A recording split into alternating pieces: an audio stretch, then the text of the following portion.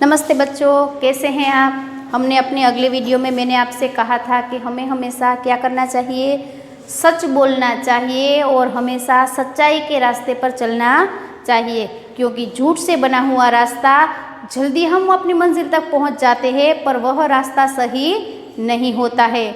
हम जितनी जल्दी ऊपर चढ़ते हैं उतनी ही जल्दी नीचे भी आ जाते हैं। सच का रास्ता हमेशा कठिन होता है और लंबा होता है, पर जो सच बोलकर अपनी मंजिल तक पहुंचते हैं वह वहाँ हमेशा टिके रहते हैं, उसे कभी हार का मुंह नहीं देखना पड़ता है।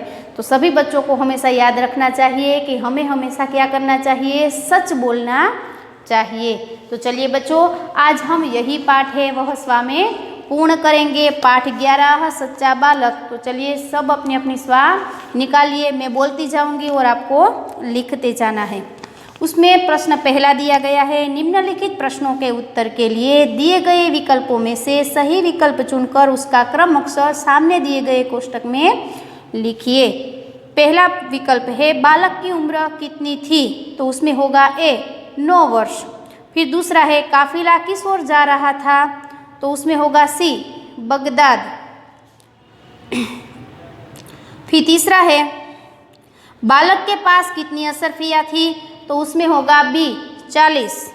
फिर चौथा है सदरी फाड़कर बालक ने क्या निकाला, तो उसमें होगा डी असरफिया। फिर पांचवा है बगदाद में किस संत की समाधि आई हुई है, उसमें होगा ए अब्दुल कादिर। अब हमारा दूसरा प्रश्न है, निम्नलिखित प्रश्नों के उत्तर एक एक वाक्य में लिखिए। उसमें पहला प्रश्न है काफिला कहाँ जा रहा था, तो लिखिए जवाब काफिला बगदाद की ओर जा रहा था। फिर दूसरा है बालक की उम्र कितनी थी, बालक की उम्र 9 वर्ष थी। फिर तीसरा है लड़के के पास कितनी असरफिया थी, तो लिखिए लड़के के पास 40 असरफिया थी। फिर चौथा है लड़के ने असरफिया कहाँ रखी थी, लड़के ने असरफिया सदरी के अस्तर में रखी थी। फिर पांचवा प्रश्न है लड़के की माँ ने उसे क्या सीख दी थी, लड़के की माँ ने उसे सीख दी थी कि सदैव सच बोलना चाहिए। डाकुओं ने लड़के से क्या सीखा, डाकुओं ने लड़के से ईश्वर के बताए नेक रास्ते पर चलना सीखा। फिर सातवां प्रश्न है हमारा, सरदार के पूछने पर लड़के ने कहा मेरे पास 40 असरफिया है, ऐसे क्यों कहा।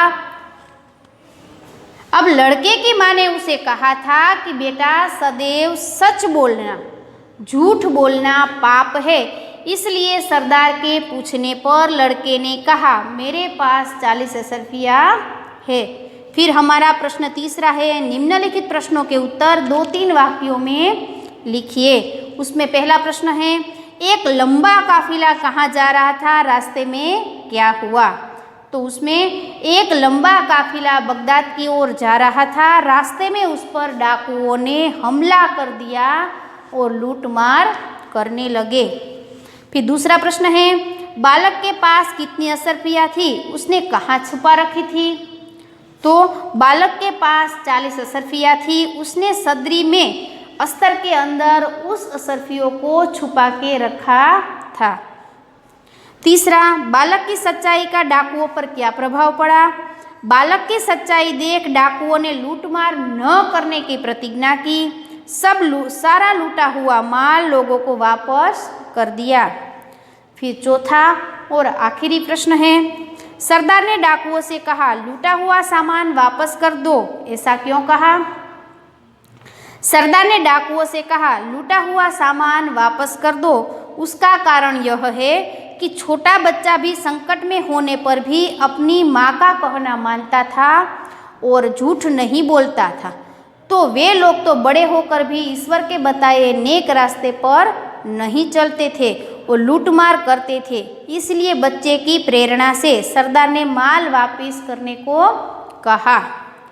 फिर है प्रश्न चौथा, निम्नलिखित वाक्य कौन किससे कहता है। यह आपका होमवर्क है, फिर भी मैं आपको एक बार यहाँ कह देती हूँ। मेरे पास 40 असरफिया है, यह वाक्य बालक डाकू से कहता है। फिर दूसरा है तेरी असरफिया कहाँ है, यह वाक्य सरदार लड़के से कहता है। तीसरा, बेटा सदैव सच बोलना, यह वाक्य माँ ने बेटे से बोला था। चौथा, सरदार बात तो ठीक है, यह वाक्य सब डाकू सरदार से कहते हैं। पांचवा, इसका लूटा हुआ सामान इन्हें वापस कर दो, यह वाक्य सरदार डाकुओं से कहता है। आपको यह पाठ्य पुस्तक पढ़ना है और ये सारे वाक्य लिखने हैं। चलिए फिर है पांचवा, निम्नलिखित मुहावरों के अर्थ लिखकर वाक्य में प्रयोग कीजिए। उसमें पहला है नेक रास्ते पर चलना, सही रास्ते पर चलना। अच्छे व्यक्ति हमेशा नेक रास्ते पर चलते हैं, अथवा तो मैं हमेशा नेक रास्ते पर चलता हूँ।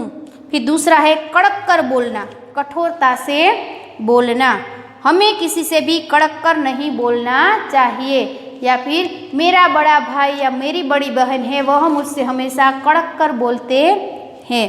फिर है प्रश्न छठा, निम्नलिखित शब्दों के पर्यायवाची शब्द लिखिए। यहाँ पर है माँ, तो माता अथवा जननी भी आप लिख सकते हैं। फिर है बेटा, तो पुत्र अथवा वत्स, इस तरह से भी आप लिख सकते हैं। फिर है यात्री, तो राही या फिर मुसाफिर।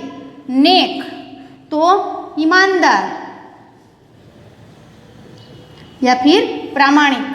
फिर है स्वर्ण, तो कंचन, कंचन या फिर सोना भी आप लिख सकते हैं। ईश्वर, तो ईश या प्रभु, ये भी आप लिख सकते हैं। भगवान भी लिख सकते हैं। फिर है निम्नलिखित शब्दों के विलोम शब्द लिखिए। वक्त, बेवक्त। फिर दूसरा है माता, तो पिता। फिर तीसरा है नित्य, तो अनित्य। फिर है भीतर, तो बाहर। फिर हमारा आखिरी प्रश्न है आठवां, निम्नलिखित वाक्यों में से विशेषण छांटकर लिखिए। तो यहाँ पर हम विशेषण लिखते जाएंगे। मैं कभी झूठ नहीं बोलता, तो उसमें पहला विशेषण होगा झूठ। फिर दूसरा है 10 डाकुओं ने हमला किया, तो उसमें विशेषण क्या होगा? 10। दूसरा है 10। फिर तीसरा है रोनित को हरा शर्ट पसंद है, तो उसमें होगा हरा। तो बच्चों यहाँ पर हमारा स्वा में भी यह पाठ पूर्ण हुआ। प्रवृत्ति हम देख लेते हैं। अपनी पाठशाला के पुस्तकालय से पुस्तक लेकर महापुरुषों के प्रेरक प्रसंग पढ़िए। देखिए ऐसे कई महापुरुष होंगे जो हमेशा सच बोलते थे, ठीक है, तो उनके प्रसंग आपको पढ़ने हैं। फिर है किन्हीं 4 सुविचार लिखिए, तो यह सुविचार आपको यहाँ पर लिखने हैं। आप जब भी किसी मंदिर में या फिर किसी लाइब्रेरी में जाए तो आपको क्या करना है, वहाँ से अच्छे अच्छे पुस्तक लेने हैं, उसमें से महान पुरुषों के पुस्तक पढ़ने हैं, उनके जीवन चरित्रों को। और कहीं पर भी आपकी नज़र पड़ जाए वहाँ पर अच्छा वाक्य लिखा हो तो उस वाक्य को आपको क्या करना है, यहाँ प्रवृत्ति में लिखना है। तो बच्चों हम अपने अगले वीडियो में फिर नए पाठ के साथ फिर मिलेंगे। तब तक सबको नमस्ते।